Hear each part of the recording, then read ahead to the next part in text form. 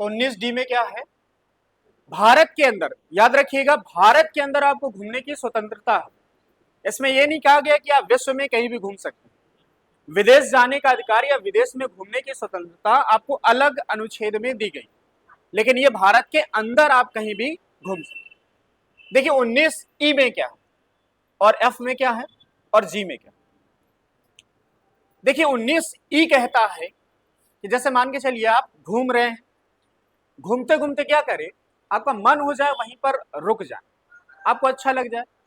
जैसे मुझे पहाड़ी इलाके बड़े अच्छे लगते हैं, प्राकृतिक जो दृश्य है मजा आती है। मान के चलिए वहां आपको रुकने का मन करे तो आप वहां पर घर बना ले। मतलब है कि आप घूमते घूमते कहीं स्थान पर जाएं, आपको अच्छा लग जाए और आप वहां रुक जाए और रुकने के बाद एक घर बना ले। कहने का तात्पर्य है कि भारत के अंदर कहीं भी आपको बसने का अधिकार, मतलब आपको वहां पर आवास बनाकर रहने का अधिकार, मतलब कहीं भी आप रुक जाइए वहां पर बसने का। लेकिन यहां पर भी वही अपवाद होंगे कि आप अनुसूचित जनजाति क्षेत्रों में नहीं ये अधिकार मांग सकते और कुछ ऐसे क्षेत्र होंगे जहां पर सरकार विशेष प्रतिबंध लगा।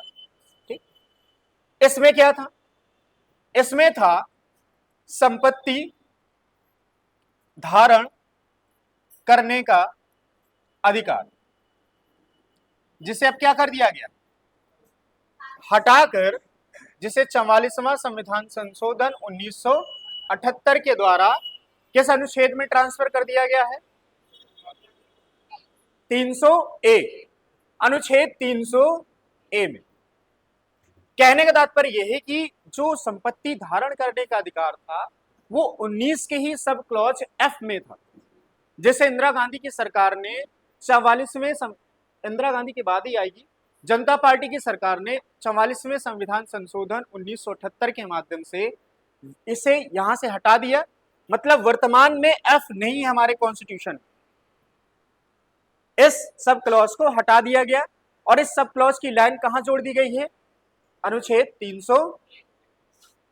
ठीक, इसके बाद अंतिम यह है कि आप कोई भी प्रकार का, किसी भी प्रकार का आप कोई ना कोई व्यवसाय कर सकते हैं। मान के चलिए आप घूम रहे हैं, फिर रुक गए, रुकने के बाद आपको पैसा चाहिए, पैसा चाहिए होगा तो आप फिर कुछ ना कुछ काम करेंगे। तो मतलब आपको कोई भी व्यापार या व्यवसाय करने की आजादी। तो सबसे पहले क्या था, अभिव्यक्ति की आजादी। ठीक, फिर क्या है कि अभिव्यक्त करना है तो आप कैसे बना कर सकते हैं, आप धरना प्रदर्शन, मतलब एक सामूहिक रूप से बिना शस्त्रों का प्रयोग करके आप भाषणों के माध्यम से, सम्मेलन के माध्यम से आप बोल सकते हैं। फिर आके आप संघ बना के बोल सकते हैं और आवाज आएगी। फिर डी है का मतलब आप कहीं भी घूमने जा सकते हैं, घूमने के बाद फिर क्या होगा, फिर आप कहीं रुक सकते हैं, रुकने के बाद आप वहां पर घर और बना सकते हैं, घर बनाने के बाद क्या होगा, आपको वहां पैसे कमाने होंगे तो उसके बाद आप वहां पर कोई व्यापार कर सकते हैं। लेकिन कोई भी व्यापार में सरकार फिर यहां पर कंट्रोल करती है कि आप ये नहीं हो सकता कि आप कहें कि मुझे अफीम उगाना, आप ये सरकार से तो नहीं कहेंगे कि नहीं सरकार मुझे मन है कि मैं अफीम उगाऊं, चरस बोऊंगा। सरकार कहेगी कि ऐसे व्यापार सिर्फ हम करें। सरकार के नियंत्रण में अफीम उगाई जाती है, सरकार के नियंत्रण में पूरे लिकर बनाए जाते हैं, इसलिए उसमें लाइसेंस आवंटित किए जाते हैं। कहने का तात्पर्य है कि सरकार जहां एक हाथ से कुछ दे रही है तो दूसरे हाथ से क्या कर रही है। मौलिक अधिकारों की सबसे बड़ी विशेषता यही है कि आपको अभिव्यक्ति की आजादी है, लेकिन आप किसी के सम्मान पर ठोस नहीं पहुंचा सकते, ठेस नहीं पहुंचा सकते। जैसे मानहानि के केस लोग कर देते हैं, होता है ना, क्योंकि आपने उसकी सम्मान पूर्वक जो जीवन है उस पर थोड़ा सा भी चोट पहुंचा दी। आप ये नहीं कह सकते कि हमारे देश में अभिव्यक्ति की आजादी के अनुसार आप ये नहीं किसी को कह सकते कि नेपाल का प्रधानमंत्री भारत के लिए कुछ करता नहीं, क्योंकि उसमें एक अपवाद ये भी दिया गया है कि आप विदेशी मामलों में आपको बोलने का अधिकार नहीं। विदेशी जो हमारे दोस्त हैं, विदेशी मित्र हैं, आप उनके बारे में अभिव्यक्ति कर सकते हैं, लेकिन आपकी सकारात्मक होनी चाहिए। यदि आप नकारात्मक रूप से करते हैं तो सरकार इसी आर्टिकल का यूज करती है, आपको जेल में डाल। कई बार आपने देखा होगा कि किसी व्यक्ति विशेष के पास आपको टिप्पणी कर देते हैं, न्यूज़पेपर पढ़ते होंगे, फिर मालूम चलता है कि उनको पकड़ लिया जाता है, फिर उनकी अच्छी सी 3rd डिग्री वाली उनको लाल मुंह का बंदर बना दिया जाता है मार मार के। सरकार इसी आर्टिकल का प्रयोग कर रही है। वो कहती है आपको अभिव्यक्ति की आजादी है, लेकिन हम एक हाथ से देंगे तो दूसरे हाथ से तुमसे छीन लेंगे। सरकार ने पब्लिक अरेंजमेंट के नाम पर सारे अधिकार सरप्रेस कर देते। जैसे आप कोई सम्मेलन कीजिए, धरना दीजिए, आपको धरना देने का अधिकार है, ठीक, वही तो समझा रहा हूं। लाठीचार्ज इसलिए करना पड़ता है कि एक इसी में एक अपवाद दिया गया है कि आप सार्वजनिक व्यवस्था के आधार पर सरकार किसी भी प्रकार का प्रतिबंध लगा सकती है। सार्वजनिक व्यवस्था को डिफाइन कौन करेगा? उस समय का एसपी डिफाइन करेगा। तो एसपी साहब जैसे ही देखते हैं कि भीड़ हल्की से भी यहां वहां हो रही तो कहता बस लाठी चला दो। जब भी एक चीज बताओ, जब भी किसी चीज का धरना समाप्त करना होता किसी सरकार को, तो एक छोटी सी गलती उनसे करवाई जाती है कि आप किसी अधिकारी को कुछ मार दीजिए या धक्का भर दे दीजिए या थोड़ा सा बहस कर लीजिए, तो आप पर लाठीचार्ज हो जाएगी। तो जैसे ही लाठीचार्ज होकर जो लाठी खाते हैं फिर वो चले जाते हैं, लोग भाग जाते हैं। तो सरकार ने पब्लिक अरेंजमेंट के नाम पर हर चीज क्या कर रखा, कम कर देती है। आप हर समय हड़ताल नहीं कर सकते, आप हर समय धरना प्रदर्शन नहीं कर सकते कि नहीं मेरा मन कर रहा है कि मैं नेशनल हाईवे जाम कर दूं। सरकार कहेगी कि यहाँ आवागमन की सुविधाओं का भी अधिकार व्यक्ति को दिया गया, आप स्वतंत्र रूप से आ जा सकते, हटाइए, हम उस आर्टिकल का प्रयोग करके लोगों को देंगे सुविधाएं। तो कहते हैं जाओ कोना कुतरा पकड़ो, वहां धरना खेलो। इसलिए जब भी सरकार परमिशन देती है तो कहती जाओ किनारे बैठ जाओ, बैनर लगाओ, आराम से धरना खेलो, कोई दिक्कत। ठीक है, तो यही आपको लिखने थे, यहां तक हम लिख चुके हैं, ये और ये और ये बचे। तो लिखिए 19E, अनुच्छेद 19E, इसमें लिखिए भारतीय नागरिक को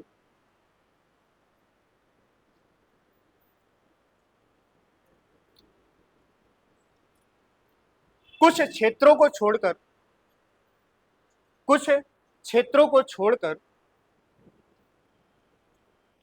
कहीं भी बसने का अधिकार होगा। थोड़ा स्पीड से लिखिए, अब कहीं भी बसने का अधिकार होगा।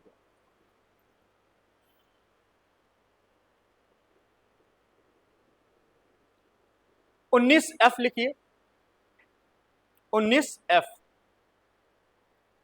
इसमें लिखिए संपत्ति धारण करने का अधिकार। 19F, संपत्ति धारण करने का अधिकार। संपत्ति धारण करने का अधिकार जिसे वर्तमान में अनुच्छेद 300A में रखा गया, जिसे वर्तमान में अनुच्छेद 300A में रखा गया। मैं ये वाली लाइन स्पष्ट रूप से लिखवा चुका हूं ना आपको, तो यहां पर ज्यादा डिटेल नहीं लिखा। अगली लिखिए 19G, 19G, इसमें लिखिए भारतीय व्यक्ति को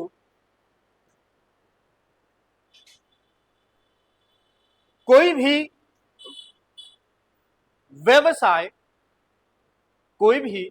व्यवसाय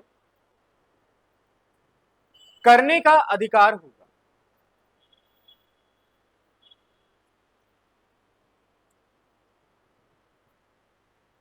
लेकिन सरकार इसमें नियम बना सकती है, लेकिन सरकार इसमें नियम बना सकती है।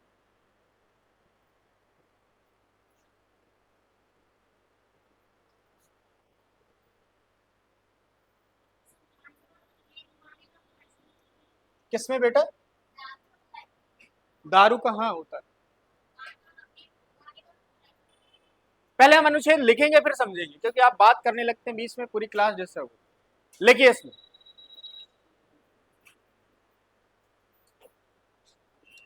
व्यक्ति को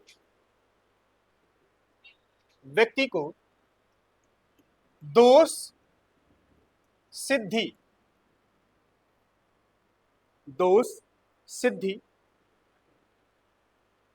के संबंध में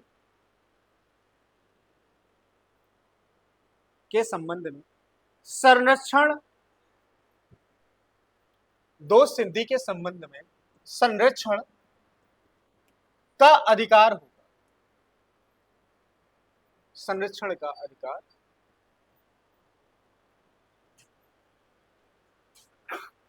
अब देखिए इसमें क्या, दोष सिद्धि का मतलब होता है कि आप पर कोई दोषारोपण कैसे किया जाए, मतलब आपको आरोप कैसे लगाए। दोष का मतलब है कि आप पर आरोप कैसे लगाया जाए और कैसे सिद्ध किया जाए।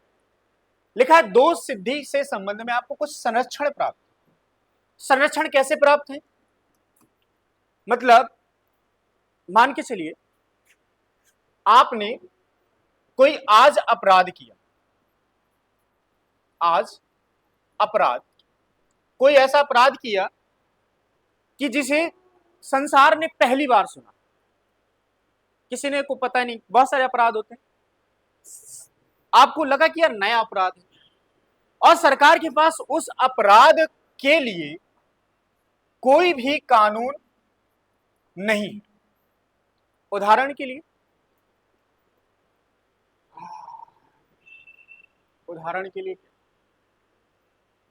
ऐसे कोई अपराध है नहीं जिसको सरकार ने डिफाइन नहीं किया हो। वो मान के चलते हाइपोथेटिकल सिचुएशन ले लेते हैं, ऐसे अपराध आपको मिले नहीं। मान के चलिए आपने आधा इंच कान काटने पर कितना सजा होगी, आधा कान काट लेने पर कितनी सजा होगी। जब वकील केस लड़ता है ना तो ऐसे ही लड़ता है,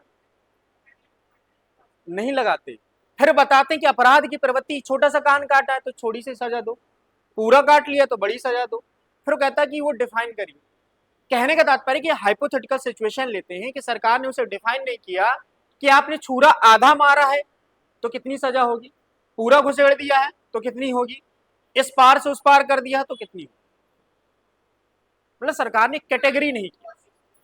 मान बेटा मैं हाइपोथेटिकल सिचुएशन कह रहा हूं, तो मान के चलिए आप कोई ऐसा अपराध कर दें जिसे सरकार ने कोई डिफाइन नहीं किया हो, सरकार ने कहीं उसे लिखा ना हो, तो कहने का तात्पर्य है कि ऐसे केस में व्यक्ति को दोष सिद्ध नहीं किया जाए। कहने का मतलब ये नहीं कि आज कोई अपराध कर रहा है, मूड खराब हुआ तो मान के चलो कि नहीं। कहने का तात्पर्य सिंपल से ये है कि जो कानून में जो लिखा हुआ है उसी अपराध के लिए आपको दंड मिलेगा, बाकी अन्य के लिए आप, होता ना सबूतों के आधार पर आप छूट जाते, सबूतों की कमी के आधार पर छूट जाते, तो यही सबूतों की कमी कि सरकार ने कुछ ऐसे अपराध डिफाइन ना किए हों, गलती से छूट गए हों, तो ऐसे अपराधों के लिए व्यक्ति को दोष नहीं दिया जाए। ठीक। दूसरा ये है कि एक व्यक्ति को एक ही अपराध के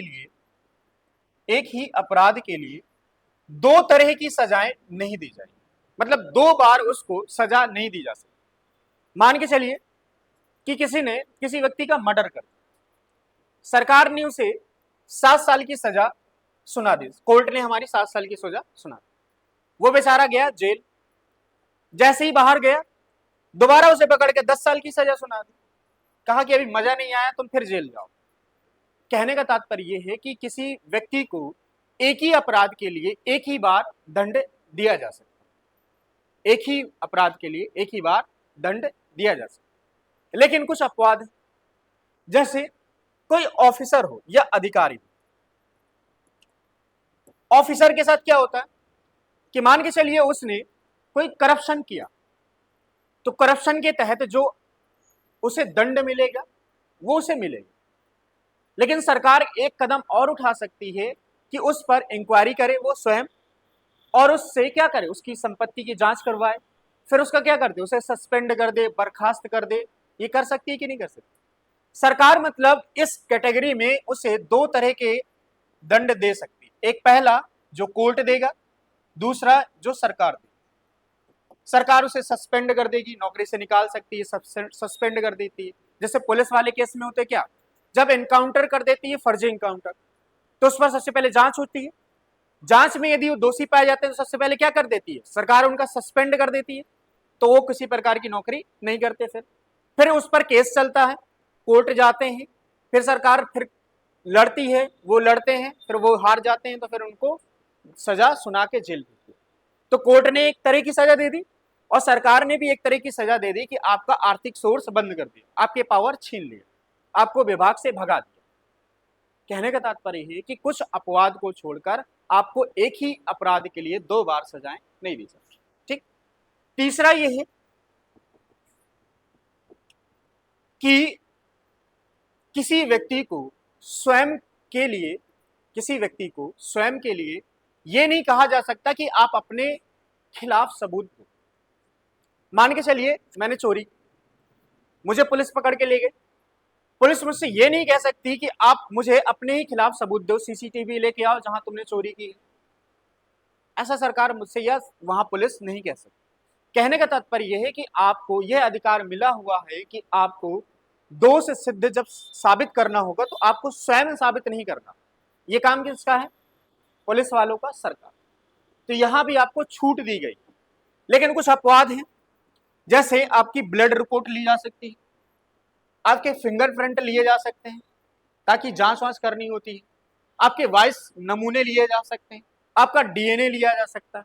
मतलब ये भी तो आप ही तो दे रहे हैं, आपका डीएनए तो आपने ही दिया है, आपने ब्लड भी आपने ही दिया है। मतलब यहाँ कुछ अपवाद है कि आप स्वयं के लिए भी, स्वयं के खिलाफ भी यहाँ पर कुछ ना कुछ चीजें दे रहे हैं। कोई रेप या मर्डर होता है तो सबसे पहले उसका डीएनए लिया जाता है, तो आपने ही तो डीएनए दिया।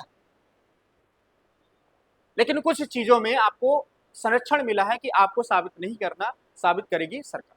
यदि वो साबित कर ली तो हमें सजा मिलेगी, नहीं कर पाई तो हम छूट जाए। ठीक। तो इसमें यही है। तो इसमें नीचे लिखिए, ये सारी चीजें नहीं लिखवाऊंगा, सिर्फ एक लाइन में 1 2 3 चीजें एक साथ समेट दूंगा। ठीक है, नीचे लिखो। इसमें लिखिए किसी व्यक्ति को, नीचे ही लिखिएगा, किसी व्यक्ति को यदि कोई कानून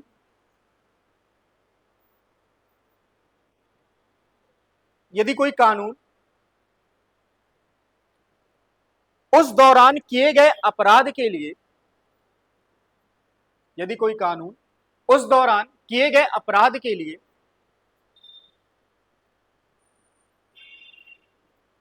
नहीं बना है तो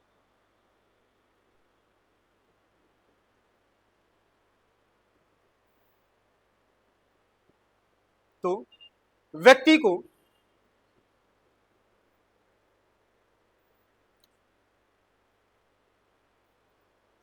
दोष सिद्धि में संरक्षण मिलेगा, व्यक्ति को दोष सिद्धि में संरक्षण मिलेगा तथा एक अपराध के लिए एक ही बार सजा दी जा सकती है, तथा एक अपराध के लिए एक ही बार सजा दी जा सकती है। और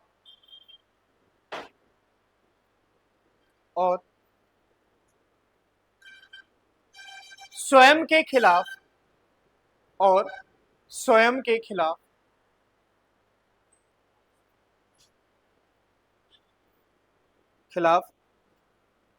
सबूत देने में भी, स्वयं के खिलाफ सबूत देने में भी मनाही है, सबूत देने में भी मनाही है। मनाही मतलब रोक। लेकिन व्यक्ति का डीएनए, ब्लड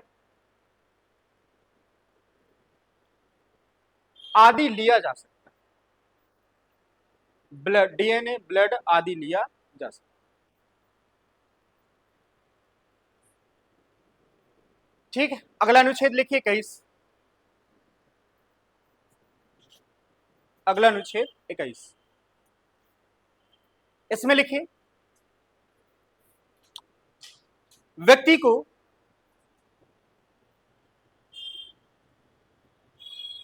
गरिमापूर्ण जीवन जीने का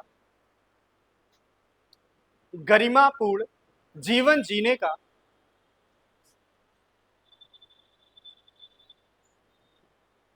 या प्राण व दैहिक स्वतंत्रता, प्राण व दैहिक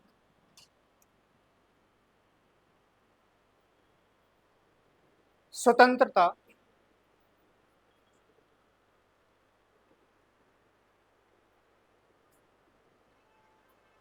प्राप्त करने का अधिकार होगा।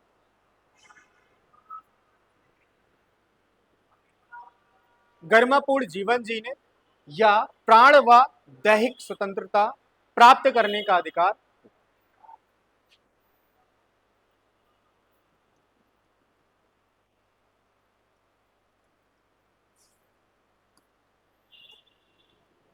सबसे ज्यादा इंपॉर्टेंट आर्टिकल ये है आपको लाइफ में, मुझे सबसे अच्छा आर्टिकल यही लगता है। हालांकि एक आर्टिकल और है, पर वन ऑफ द बेस्ट ये। क्यों बेस्ट है? क्योंकि इसमें लिखा है गरिमापूर्ण जीवन, और गरिमापूर्ण जीवन का मतलब होता है कि आपको सारी तरह की सुविधाएं मिलनी चाहिए, ताकि जिससे आपका व्यक्तित्व निखर के आए। गरिमा का मतलब होता है एक सम्माननीय जीवन जीना, सम्मान के साथ जीवन जीना। इसमें आपको बहुत सारे अधिकार समय समय पर सुप्रीम कोर्ट ने डिफाइन कर रखे हैं। जैसे उदाहरण के लिए आपको विदेश घूमने का अधिकार। किसका अधिकार है? विदेश। आप विदेश जाने का अधिकार इस आर्टिकल के तहत प्राप्त कर। यह आर्टिकल मिला था मेनका गांधी के केस में। मैं आपको केस बताता जाऊंगा, लिखवाऊंगा नहीं। मेनका गांधी। दूसरा, आपको स्वच्छ वायु, स्वच्छ जल प्राप्त करने का भी अधिकार। मतलब आप गंदा पानी ना पिए, सरकार इसके लिए नियम बना दी। यदि आपको मजबूरी में पीना पड़ रहा है तो आप सरकार के खिलाफ भी केस कर सकते। इसी तरह आपको सोने का अधिकार, राइट टू स्लीप। बेटा बात कर रहे हो आप, कोई भी हो, आपको सोने का अधिकार। और यह अधिकार तब दिया गया था जब आपको याद होगा कि एक बार रामदेव, बाबा रामदेव रामलीला में एक अनशन कर रहे थे। छोटी सी कहानी है। रामदेव अनशन कर रहे थे, उस अनशन को सरकार को तोड़ना था, यानी समाप्त करवाना था। तो उन्होंने क्या किया, जब सब लोग शाम के आराम करते हैं, रात में सोते हैं, पुलिस को तब भेजा और फिर तभी लाठीचार्ज कर दिया सोते टाइम। बाबा रामदेव, माना जाता है, ऐसा सुना गया था कि वो साड़ी पहन के उस समय भाग गए, क्योंकि महिलाओं पर इतनी जल्दी लाठी कोई मारता नहीं। यदि पुलिस वाला है तो मेल है तो नहीं मारेगा, छोड़ देगा। तो उस समय बाबा रामदेव मुखिया थे, लीडर थे, तो बाबा रामदेव साड़ी पहन के निकल गए। बाबा रामदेव ने कोर्ट में केस कर दिया कि मैं तो शांतिपूर्वक धरना कर रहा था, मैं सो रहा था, सोने के बाद, जगाने के बाद भगा देते, सोते वक्त डिस्टर्ब नहीं करना चाहिए। सुप्रीम कोर्ट ने कहा कि हाँ ये भी सही है, आपको गरिमापूर्ण जीवन जीने का अधिकार चूंकि मिला हुआ है, तो हम आपको आज से कह रहे हैं, आज से हम आदेश देते हैं कि हर व्यक्ति को राइट टू स्लीप का अधिकार। लेकिन आप ये अधिकार आपको घर में नहीं मिलेंगे कि आप 10 घंटे बैलों की तरह सो रहे हैं। तो फिर इसके अधिकार के अलावा एक अधिकार मम्मी के पास है कि बेलन, चप्पल, जूते जो मिले वो मारने का अधिकार उनके पास, उनको जन्मजात अधिकार मिलता। ठीक, एक अधिकार ये भी है, यूपीएससी में पूछा हुआ था, को आपको जीवन साथी चुनने का अधिकार। आप किसी भी प्रकार का कोई भी पार्टनर चुन सकते हैं। यदि कोई ऐसा आपको करने से रोके तो आप डायरेक्ट कोर्ट जाइए। ये भी केस जिस साल सुप्रीम कोर्ट ने इस अधिकार को दिया गया था, 2019 में दिया था। इस अधिकार को जैसे ही दिया तो यूपीएससी में यही क्वेश्चन आया था कि आपको जीवन साथी चुनने का अधिकार किस आर्टिकल के तहत दिया गया, किस आर्टिकल, 21। ठीक है, तो ऐसे बहुत सारे अधिकार हैं जो समय समय पर सरकार देती है। ठीक है, चलिए लिखिए।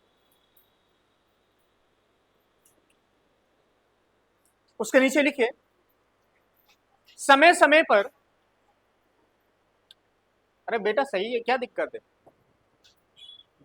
किसी अनजान बैल के साथ शादी करना, किसी जान पहचान बैल के साथ शादी करना। नीचे क्या लिखा है? समय समय पर सर्वोच्च न्यायालय ने, सर्वोच्च न्यायालय सुप्रीम कोर्ट ने इसमें कई अधिकार जोड़े, जैसे विदेश जाने का अधिकार, जो पेपर में पूछा जाता है मैं वही लिखवाऊंगा बस, विदेश जाने का अधिकार, कॉमा स्वच्छ वायु, स्वच्छ clean air, clean water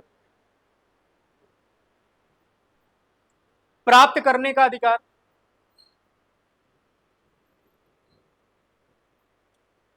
right to sleep, सोने का अधिकार,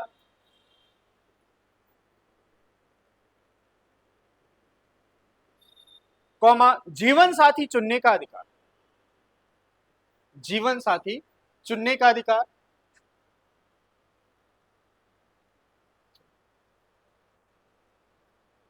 राइट टू प्राइवेसी,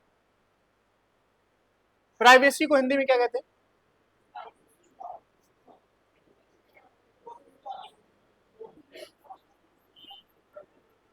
या गोपनीयता का अधिकार, लिख लो, अभी आपके पेपर में आया था पुलिस वाले एग्जाम, यही वाला, राइट टू प्राइवेसी। यूपीएससी में कई बार पूछ चुका, पीसीएस में कई बार पूछ चुका, बिहार में भी पूछ चुका। कौन सा? कौन सा? गरिमापूर्ण मरने का अधिकार, ये अरुणा शानबाग के केस में दिया गया। गरिमापूर्ण मरने का अधिकार, आपको मरने का भी अधिकार, गरिमापूर्ण, लेकिन गरिमापूर्ण मरने का अधिकार, आपको सुसाइड का अधिकार नहीं है। आरओ के क्वेश्चन में यही वाली लाइन आई थी, समझ में? तो आपको गरिमापूर्ण मरना है। अरुणा शानबाग के केस में हुआ था कि एक ये नर्स थी और इस एक वार्ड वाइफ ने इसका ब्रूटल रेप किया था, मतलब बहुत बुरी तरह से रेप किया था। रेप के बाद ये कोमा में चली गई। इसके बाद जो एनजीओ थी, जो इलाज करा रही थी, उसने केस कर दिया था। फिर सरकार ने कहा कि क्योंकि वो ना बोल पा रही थी, ना रह पा रही थी किसी तरह से, तो वो बिल्कुल उसका ब्रेन डेड था, बॉडी तो रिएक्ट करती थी। तो सरकार ने कहा कि ठीक है, इस व्यक्ति की जो भी विलिंग विल हो, क्योंकि सरकार क्या करेगी, खर्चा बचाने के लिए कहेगी ठीक है आपको इसे गरिमापूर्ण मार सकते हैं, मतलब आप उसका वेंटिलेटर हटा सकते हैं, ठीक है, तो आपको मरने का अधिकार। आगे एक और लिख लो,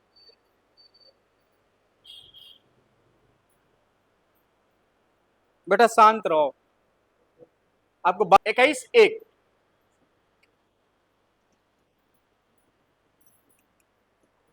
इसमें लिखो,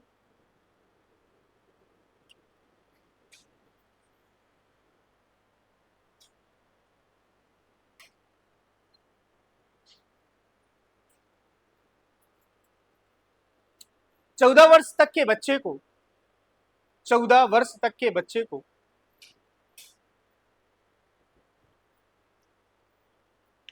मुफ्त में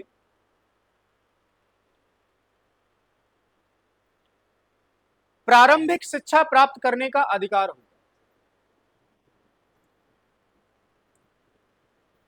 मुफ्त में प्रारंभिक शिक्षा प्राप्त करने का अधिकार हो।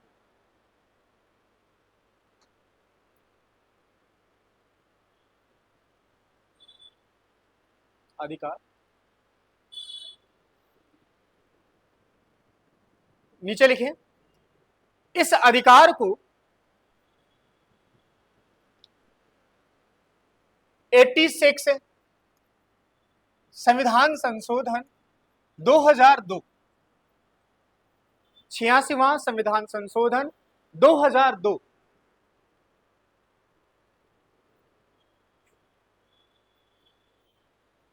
के माध्यम से जोड़ा गया,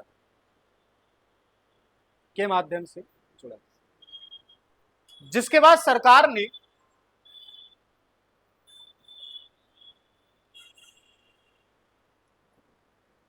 राइट टू एजुकेशन एक्ट,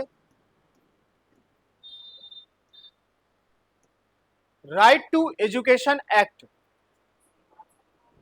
जिसके बाद सरकार ने शिक्षा का अधिकार अधिनियम,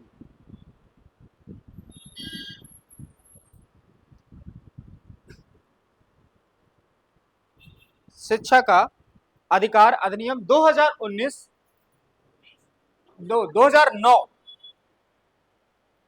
के माध्यम से यह अधिकार लागू किए। 2009 के माध्यम से यह अधिकार लागू किए।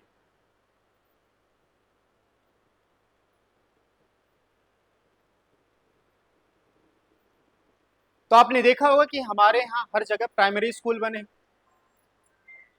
बने और प्राइमरी स्कूल में किसी भी प्रकार को आपको क्या ली जाती, फीस उस नहीं ली जाती। आपको सारा पढ़ाई से लेकर कपड़ों से लेकर हर चीज आपको वहां पर फ्री में सुविधाएं दी जाती। और ये सुविधाएं आपको किस आर्टिकल के तहत मिलती हैं, 21। तो कभी कभी पेपर में जब स्टैंडर्ड बदलता है सरकार क्वेश्चन पूछने का, तो पूछा जाता है कि सर्व शिक्षा अभियान का जो कार्यक्रम है किस आर्टिकल का प्रयोग करके चल रहा है।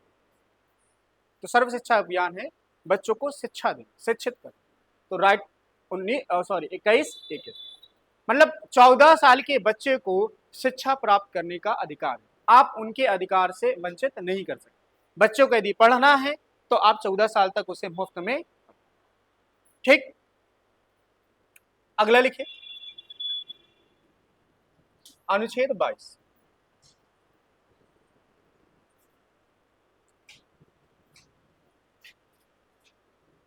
बहुत बार ये पूछा जाता है बेटा, क्योंकि इसमें आर्टिकल वगैरह है ना, संशोधन उसमें होता, तो इसलिए पूछ लिया जाता। कुछ दशाओं में साइलेंट में कर लो बेटा, गिरफ्तारी, कुछ दशाओं में गिरफ्तारी व निरोध से संरक्षण प्राप्त होगा। कुछ दशाओं में गिरफ्तारी व निरोध से संरक्षण प्राप्त होगा।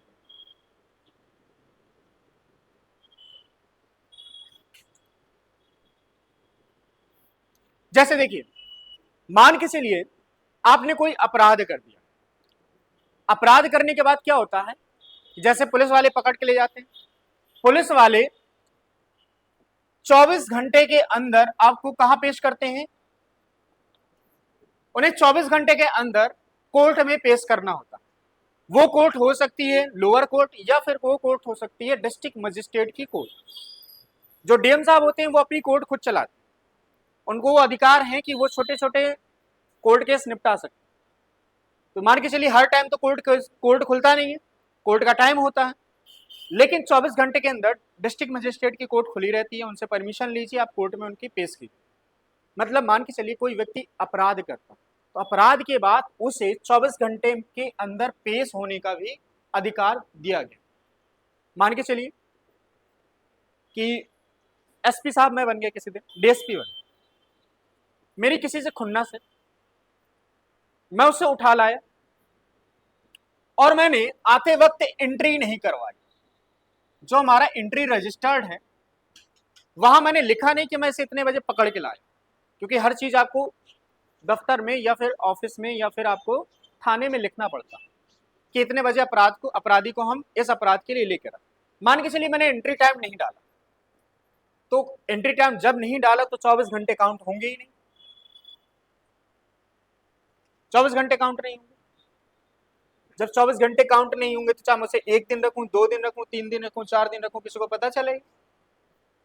जब मेरे पर दबाव होगा तो मैं क्या करूंगा, चौथे दिन की डेट डाल दूंगा, अगले दिन कोर्ट में रख दूंगा। हैं?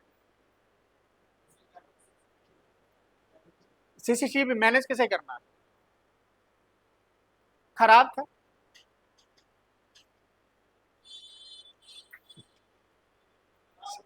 खराब हो गया वो, चूहे काट ले गए। जब किसी एक बड़े अधिकारी फंसता है ना, तो ऐसे ही बहाने मार के वो बच जाता है। मैंने क्या समझा रहा हूं, मतलब ये अपराध करने का तरीका नहीं बता रहा हूं। कहने का मतलब ये कि वो 3 दिन बिना किसी की जानकारी में रहा, तो इसलिए ये अधिकार दिया गया है कि उसे 24 घंटे के अंदर आप पेश कीजिए, ताकि वो जिंदा है मर गया ताकि पता चले।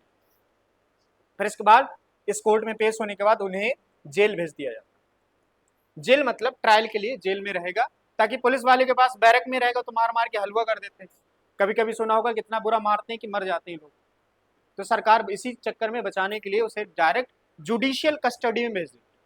जुडिशियल कस्टडी का मतलब होता है कि उसे जेल में भेज दिया जाएगा, जहां उसके साथ मारपीट नहीं होगी, आराम से सामान्य कैदी बनकर। न्यायिक हिरासत, जैसे आप सुनते होंगे कि 14 दिन की न्यायिक हिरासत, मतलब वो पुलिस हिरासत अलग होती है, न्यायिक हिरासत अलग होती है।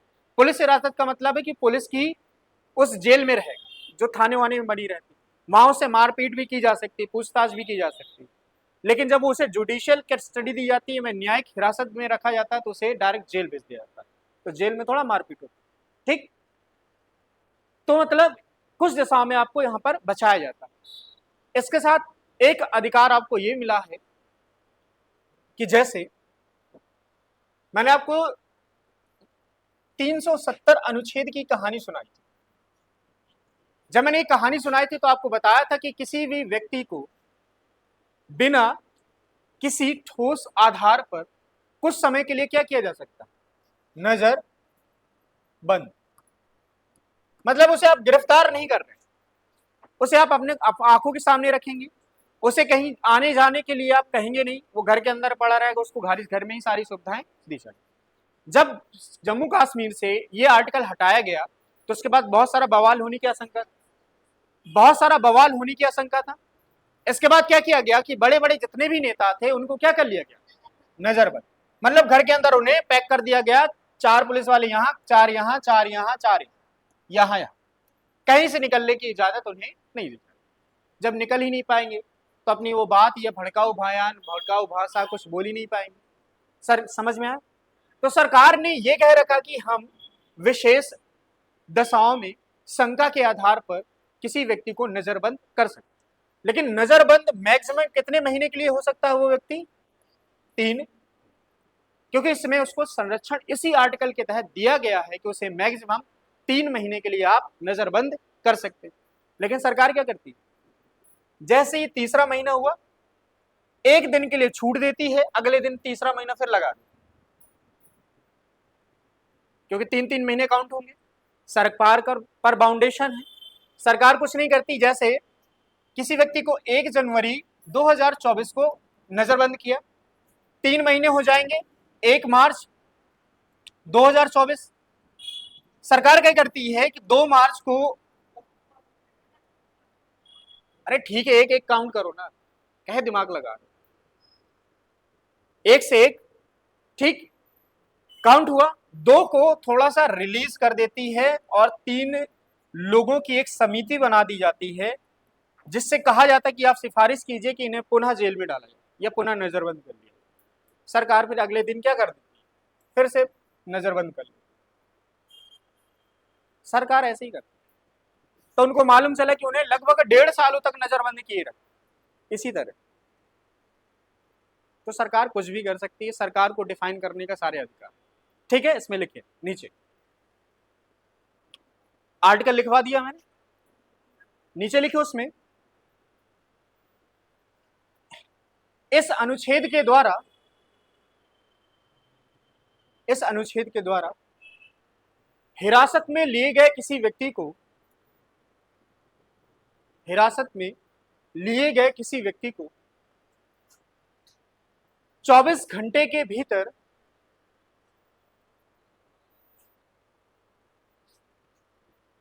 उसे न्यायालय के समक्ष पेश करना होता, उसे कोर्ट के सामने पेश करना होता।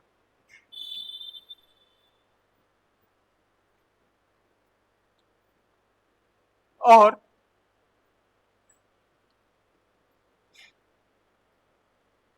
उसे मनपसंद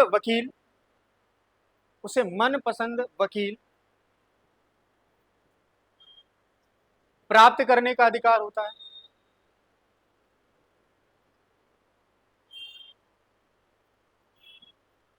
तथा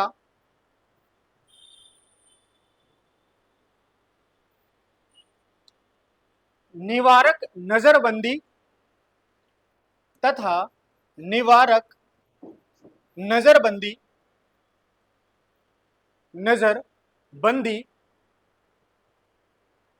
को अधिकतम निवारक नजरबंदी को अधिकतम 3 महीने तक रखा जा सकता है। अधिकतम 3 महीने तक रखा जा सकता है। यदि इसे आगे बढ़ाना है तब, यदि इसे आगे बढ़ाना है तब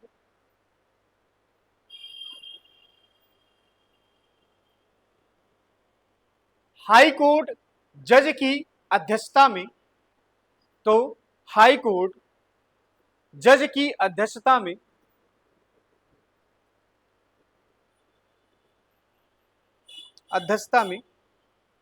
तीन सदस्यों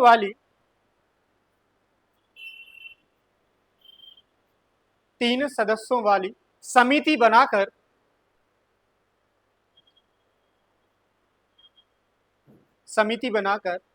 इसको आगे बढ़ाया जा सकता है। 3 सदस्यों वाली समिति बनाकर इसको आगे बढ़ाया जा सकता है।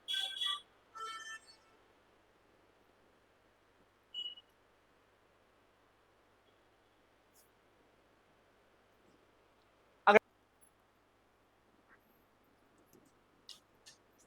2 मिनट एक्स्ट्रा पढ़ लो, आर्टिकल छूटे जा रहे हैं।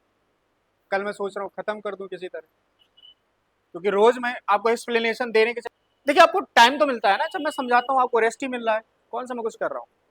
देखिए इसमें क्या है कि इसमें शोषण के विरुद्ध अधिकार 23 और 24। 23 में कहा गया है कि प्रत्येक व्यक्ति को दुर्व्यापार, बेगार, बलात्, श्रम। दुर्व्यापार का मतलब होता है ह्यूमन ट्रैफिकिंग, मतलब कहीं से किसी व्यक्ति को उठाया फिर उसे कहीं बेचा तो उसने कहीं और बेचा, मतलब मानव की खरीद बिक्री, उसे दुर्व्यापार, ह्यूमन ट्रैफिकिंग। बेगार का मतलब है कि बिना पैसे दिए किसी से आप काम करवा। बलात् श्रम का मतलब है कि आप उसे जबरदस्ती काम करवा। कहने का तात्पर्य यह है कि इस आर्टिकल के तहत किसी व्यक्ति को दुर्व्यापार, बेगार और बलात् श्रम से संरक्षण प्राप्त होता है। विशेषता बच्चों के लिए यह अधिकार होता है। किन्हें अधिकार ज्यादा मिलते हैं? विशेषता बच्चों, क्योंकि बच्चों के साथ क्या होता है, उन्हें तुरंत खरीद बेच कर किडनी वडनी यहाँ वहाँ ट्रैफिकिंग कर ली जाती है। बच्चों को आपने देखा होगा छोटे छोटे होटल में जबरदस्ती काम करवा लिया जाता है, देखा होगा कि उन्हें कभी कभी पैसे नहीं मिलते। तो सरकार यदि देख लेती है, यदि किसी ने शिकायत कर दी तो ढाबा वाला तो पकड़ा ही जाता है, बच्चों को फिर संरक्षण दिया जाता है। केवल लाइन लिख लेते हैं फिर आगे पढ़ेंगे। इसके बाद कम बचे हैं, ज्यादा नहीं, कल खत्म कर दूंगा। लिखिए 19 वाला बड़ा था इसलिए उसमें टाइम लग गया, उसमें लगभग 6 थे, वो 6 के बराबर ही था, समझ रहे हैं, इसलिए उसमें टाइम लगा। इसमें लिखिए 10 बचे हैं और कुछ नहीं। 23 के बाद 24 से 34। इसमें लिखिए व्यक्ति को दुर्व्यापार, इंग्लिश में लिख लीजिएगा, देह व्यापार लिख सकते हैं, देह तो अलग होता है, ह्यूमन ट्रैफिकिंग, इंग्लिश में लिख लीजिए ताकि आपको पता रहे, नहीं आप कहेंगे दुर्व्यापार क्या होता है। कॉमा बेगार व बलात् श्रम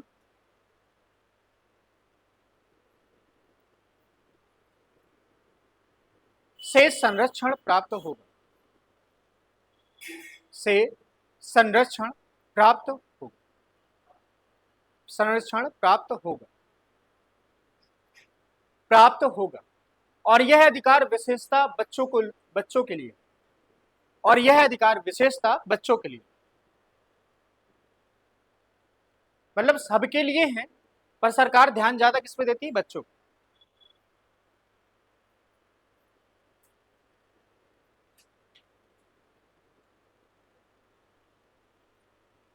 अब एक एक चीज और है, इस फोर्स लेबर में, जैसे आपसे मम्मी ने कह दिया बेटा काम कर दो, पापा ने कहा काम कर दो, आपका मूड नहीं है, फिर आपसे जबरदस्ती करवाया जाता है।